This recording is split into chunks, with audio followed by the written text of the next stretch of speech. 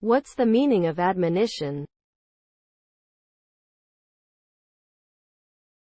Admonition.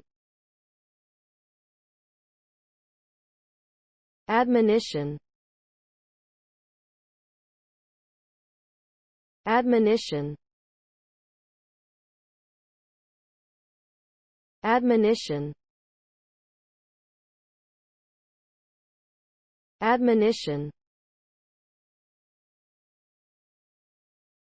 Admonition is a noun that refers to a warning or reprimand given to someone who has done something wrong. It can also be used to describe advice or counsel given to someone in order to prevent them from making a mistake. An admonition is typically given with the intention of correcting behavior or preventing future mistakes.